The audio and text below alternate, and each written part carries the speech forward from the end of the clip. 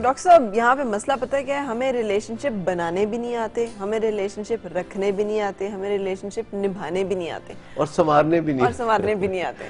देखिए इसमें फिर जब मैंने देखा है कि लोग हमारे पास आते हैं और हम उनको कहते हैं कि आइए आपकी काउंसलिंग शुरू करते हैं, तो कहते हैं मसला तो मेरे खामद का है। तो मैंने कहा अच्छा खामद तो नहीं आया, मसला तो उसका होगा जो आया। सही, अगर खामद का मसला होता तो वो आता। ठीक, जिसको दर्द है वही बोलेगा। ठीक है, अगर आप पहले खुद आए और अपने ऊपर काम करें। अब ये क्या करें बेचारी, अब ये जो सूरत हाल है कि जी अब, और देखें ऑपरेट कैसे हो रहा है, वो बीवी से बात नहीं कर रहा, वो अपनी सास, अपनी अम्मा से, वालदा से राब्ते में। और आई एम सॉरी टू से, हमारे यहाँ लड़के के वालिदैन बाज़ औक़ात और अक्सर औक़ात बहुत डर्टी गेम प्ले करते हैं, और ख़ानदान की जो टूट फूट है उसमें मेजर रोल जो है वो ससुराल का होता है। देखिए ज़्यादातर जो है शादी जो होती है लड़के और लड़की के दरमियान इतना मसला नहीं होता जितना कि लड़की और उसके ससुराल वालों के दरमियान होता है। और ससुराल वाले अगरचे खुद भी बेटियों वाले होते हैं लेकिन बहुत एरोगेंट बने होते हैं।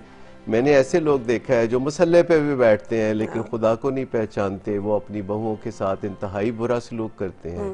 मैं समझता हूँ कि ये इंतहाई एक बुरी बात है, लेकिन इसमें असल कसूर जो है वो लड़की के वालिदैन का होता है। अच्छा? कि जब वो शादी करते हैं तो वो लड़की के हकूक के बारे में कुछ बुनियादी से सवाल नहीं करते। हम एक लॉन का सूट खरीदने के लिए दुकानदार को कहते हैं कि 10 थान खोल के दिखाओ, इसका रंग कच्चा है कि पक्का है, ये कंपनी क्या है।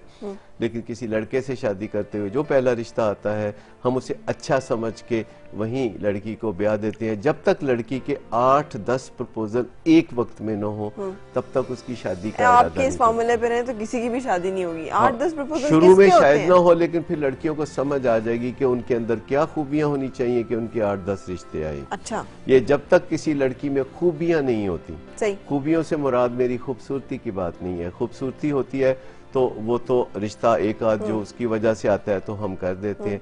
जब तक बहुत सारी खूबियां ना हो बतौर इंसान के एक लड़की में, जब तक वो प्रॉब्लम सॉल्विंग को ना समझती हो, जब तक अपने जज्बात और मूड और मिजाज पे वो काबू ना रख सकती हो, जब तक कि वो ताल्लुकात के फन में माहिर ना हो। देखिए अपने माँ बाप से ताल्लुकात रखना बाज़ औक़ात नौजवानों के लिए मुश्किल होता है, तो अपने ससुराल वालों यानी खामद के माँ बाप के साथ ताल्लुकात रखना तो और भी मुश्किल होगा, क्योंकि कोई भी माँ अपने बेटे को अपनी बड़ी कीमती पोजेशन समझती है।